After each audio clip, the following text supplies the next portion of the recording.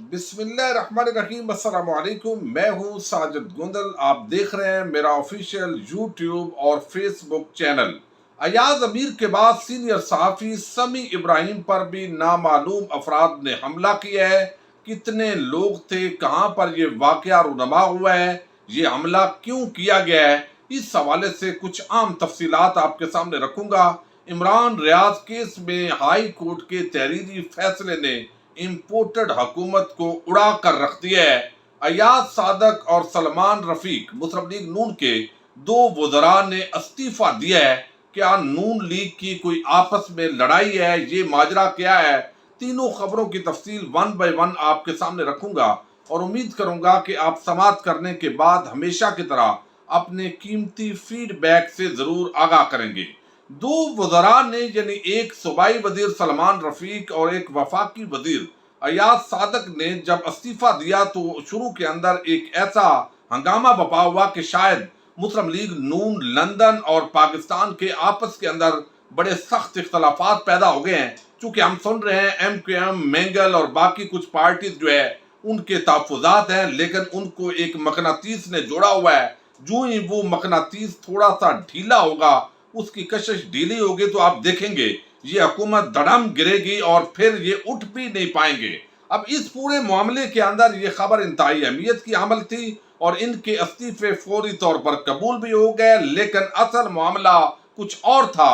ضمنی انتخابات کے اندر مسلم لیگ نون کی جو شکست ہے وہ یقینی دکھائی دے رہی ہے، اور اس وقت جو نون لیگ کی لیڈرشپ ہے، جو لندن میں ایک اشتہاری نواز شریف بیٹھے ہوئے ہیں، اور پاکستان کے اندر بھی جو حکومت کے لوگ ہیں، جو ایجنسیز نے رپورٹس دی ہیں، اس کے مطابق یہ واضح طور پر الیکشن ہار رہے ہیں، اور اگر حکومت کے اندر ہوتے ہوئے یہ الیکشن ہار جاتے ہیں تو اس سے بڑی سبکی نہیں ہوگی۔ اس سے بچنے کے لیے اگرچہ تمام جو دھاندلی کے جو ذرائع ہیں وہ استعمال کیے جا رہے ہیں، امپائر ساتھ ملا ہوا ہے، عمران خان کو ہر حال میں ہم نے ہرانا ہے، یہ ساری چیزیں اپنے طور پر مینج کی جا رہی ہیں، لیکن پھر بھی عوام کے اندر اگر کسی ایم پی اے کی سیٹ پر بہت زیادہ فرق پیدا ہو جائے تو پھر دھاندلی بہت مشکل ہو جاتی ہے۔ یہی وجہ ہے کہ عمران خان اور پی ٹی آئی کی جو لیڈرشپ ہے وہ بہت سارے آپشنز پر غور کر رہے ہیں کہ کس طریقے سے ہم نے دھاندلی کا کاؤنٹر کرنا ہے۔ سابق وزیر اعظم عمران خان کہہ رہے ہیں کہ امپائر ساتھ ملا ہوا ہے، اس کے باوجود ہم شکست دیں گے، لیکن یہاں پر ان کے فوراً استعفے جب قبول ہوئے تو اس کا معاملہ الیکشن میں مسلم لیگ نون کی جو نظر آنے والی شکست تھی، یہی معاملہ تھا جس کی وجہ سے اگر وہ وزیر رہتے، چونکہ دونوں کا تعلق لاہور سے ہے اور ان کے حلقوں کے اندر یہ انتخابات ہو رہے ہیں اور یہاں پر سلمان رفیق ہیں اور ساتھ ہی ایاز صادق ہیں، تو الیکشن کمپین میں حصہ لینے کے لیے، ووٹ مانگنے کے لیے، تقریبات کے اندر جانے کے لیے مسلم لیگ نون نے یہ حکمت عملی اپنائی ہے کہ ان دو افراد سے استعفے لے لیے جائیں تاکہ الیکشن کمیشن آف پاکستان جو ہے وہ کوئی ایسی کاروائی نہ کرے۔ ظاہر ہے دکھاوے کے لیے کچھ نہ کچھ تو کرنا پڑتا ہے، تو وہ کاروائی بھی نہ ہو۔ لہذا جو لوگ خوش ہو رہے تھے کہ نون لیگ ٹوٹ گئی ہے تو یہ بالکل ٹوٹی نہیں ہے۔ مسلم لیگ نون کو مفاد پرستی، کرپشن، چوری ڈکیٹی ہمیشہ باندھ کر رکھتی ہے۔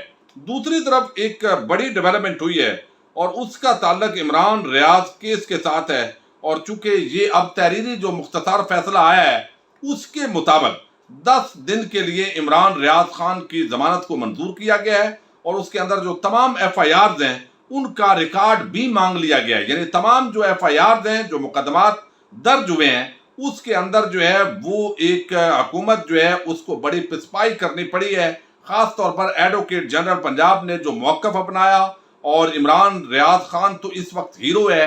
جب وہ گھر پہنچے ہیں بڑا بھرپور راستے میں استقبال ہوا ہے، پھولوں کی پتیاں نچھاور کی گئی ہیں، لوگ ان کے ہاتھوں کے بوسے لے رہے ہیں، اور سوشل میڈیا پر جو ان کے حق میں کمپین ہوئی ہے اس نے عمران ریاض کو مزید بہت ہی مقبول کر دیا ہے۔ اب لاہور ہائی کورٹ نے چکوال کے مقدمے میں عمران ریاض کو آئندہ سماعت 19 جولائی تک عبوری ضمانت دی ہے، یعنی چکوال کے اندر بھی جو کیس تھا اس کے اندر بھی یہ ضمانت ہو گئی ہے، جو بعد میں کنفرم یا خارج بھی ہو سکتی ہے۔ پنجاب حکومت نے ضمانت پر اعتراض نہیں کیا۔ عمران ریاض نے انڈرٹیکنگ دی ہے، یعنی حلف دیا ہے، اپنے ریٹن سٹیٹمنٹ دی ہے کہ جب تک کیس زیر سماعت ہے इस इशू से मुतल्लिका मीडिया पर कोई बयान जारी नहीं करेंगे। यानी अब अगर वो कोई विलाग करेंगे तो चूंकि केस अभी सब जो डाइस है, मामला अदालत के अंदर है, तो इसके जो मेरिट्स हैं या डीमेरिट्स हैं इस पर वो बात नहीं करेंगे जब तक ये फैसला नहीं हो जाता। और अदालत ने पंजाब हुकूमत और पुलिस को हुक्म दिया है कि वो 18 मुकदमात खारिज करने की दरखास्त में आइंदा समात 19 जुलाई तक पैरा वाइज कमेंट्स जमा करवाएं। तो अब चूंकि ये क्वैशमेंट रेट होती है जिसके मुताबिक जो बोगस FIR होती हैं उनके खिलाफ जो है ये की जाती है, जिसके तहत जो है ये FIR और मुकदमात खारिज किए जाएं। चूंकि ये आज रिट्स जो है वो दायर की गई थी, तो इसका जवाब देने के लिए पंजाब हुकूमत को कहा गया है कि भाई अगर तो कोई वाकई केस है, कोई ऐसा उसने जुर्म कर दिया है, तो उसका आपने पैरा वाइज आपने जवाब जमा करवाना है। और फिर ज़ाहिर इमरान रियाज जो है उनके वकला को मौका दिया जाएगा, वो अपना डिफेंस पेश करेंगे और मजीद ये जमानत जो है 19 जुलाई से एक्सटेंड कर जाएगी। और ये फौरी तौर पर कोई उनको थाने में या जेल में ले जाने वाली बात नहीं है, बल्कि ये इसी प्रोसेस के तहत इंशाल्लाह केसेस अपने मंतकी अंजाम को पहुंचेंगे। और जो नामालूम जिन्होंने ये सारा खेल खेला है उनकी बड़ी शिकस्त हुई है, मैं समझता हूँ, इस पूरे मामले के अंदर। अब जो है अब देखिए कि किस तरह नामालूम जो अफराद हैं वो बौखलाहट का शिकार है और इम्पोर्टेड हुकूमत जो है मुकम्मल तौर पर घबराई हुई है। अब यहाँ इस बात को भी खारिज अज़ इम्कान नहीं करार दिया जा सकता कि बहुत सारे ऐसे दुश्मन लोग भी हैं, ममालिक भी हैं, कुछ ऐसी साजिश भी हो सकती है कि जब इतना बड़ा आपस के अंदर इख्तलाफात हों, रजीम चेंज साजिश के खिलाफ इतना मकबूल बयानिया हो, तो अफवाज पाकिस्तान और अवाम को लड़ाने के लिए कोई थर्ड पार्टी ऐसी हो, कोई ऐसा मुल्क हो जो इसके अंदर इन्वॉल्व हो, जहां पर नंबर नहीं आता और कॉल करके धमकियां दी जाती हैं। ये चीज़ बहरहाल हमारी पाकिस्तान की जो एजेंसीज हैं उन्होंने प्रूव करनी है, ये उनका बहुत बड़ा इम्तिहान है, वरना सारा जो इल्ज़ाम है वो उन पर लग रहा है। इस वक्त जो आर्मी चीफ है जनरल बाजवा, DGISI, ये सारी जिम्मेदारी और तनकीद का जो रुख है वो उस तरफ जा रहा है। और अगर वो वाकयातन न्यूट्रल हैं तो ये हमारी जो एजेंसीज हैं उनको पूरी तरह जो है वो इसकी इन्वेस्टिगेशन करनी चाहिए, हकायक सामने लाने चाहिए। ये बार बार इमरान इस्माइल हूँ, PTI की दीगर लीडरशिप हो, उनको इस तरह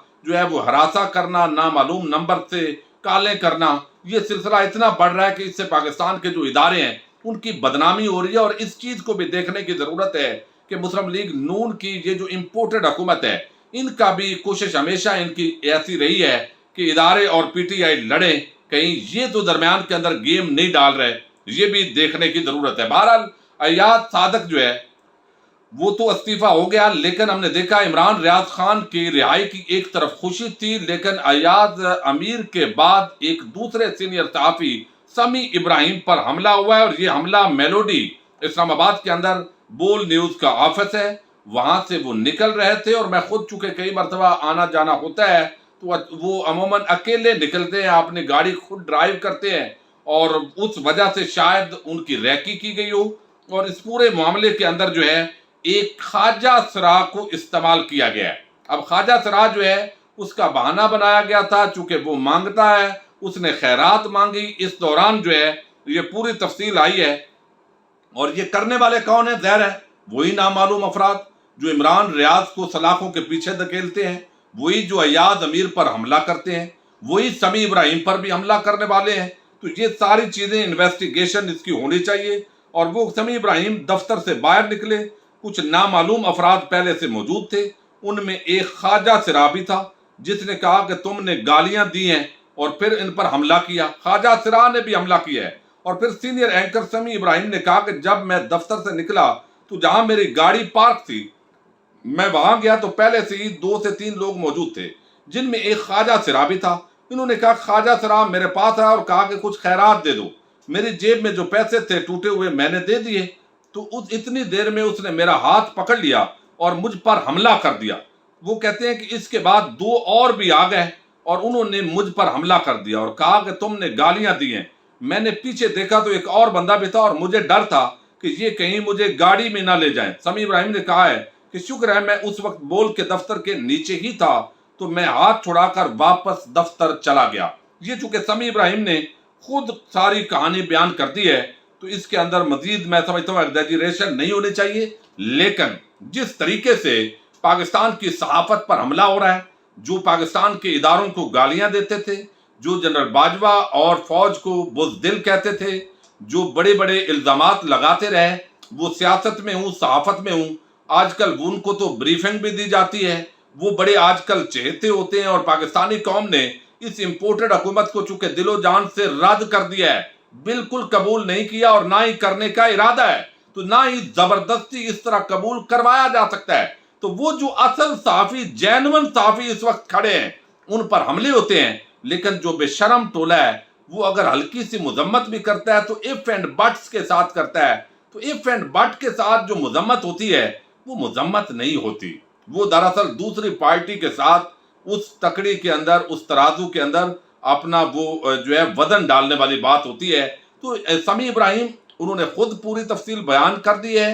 अब ये वहां पर कैमरे भी लगे होते हैं, देखते हैं कि ये नामालूम अफराद जो है ये कब मालूम होते हैं, पकड़े जाते हैं, नहीं पकड़े जाते। बहरहाल जिस तरह मुसलसल ये सियासी लीडरशिप पीटीआई पर और उनके हामियों पर और सहाफियों पर ये जो हमलों का सिलसिला है, ये क्या इंपोर्टेड हुकूमत को जबरदस्ती कबूल करवा लेगा? बिल्कुल नहीं, उल्टा मजीद इंसल्ट होगी, बेइज्जती होगी। ठंडे दिलो दिमाग के साथ हमारे जो जिम्मेदार हैं, उनको सोचने की जरूरत है कि ये आप पाकिस्तान को कहाँ ले जा रहे हैं। आप जमहूरियत का यहाँ पर बिल्कुल कबाड़ा कर रहे हैं, आज़ादी इज़हार राय आप ख़त्म कर रहे हैं, इंसानी हकूक़ को आप पामाल कर रहे हैं, आईने पाकिस्तान की आप धज्जियाँ बखेर रहे हैं। और जिस तरह के जराइम आप कर रहे हैं, इससे मजीद लोगों के अंदर इदारों के खिलाफ नफरत पैदा हो रही है। इम्पोर्टेड हुकूमत तो मज़े ले रही है। अगर इदारे और पीटीआई और अवाम आमने सामने आते हैं तो ये चीज़ इदारों के अंदर बैठे हुए जिम्मेदारों के लिए बहरहाल एक लम्हा फिक्री है। इजाज़त दीजिए, अल्लाह हाफ़िज़।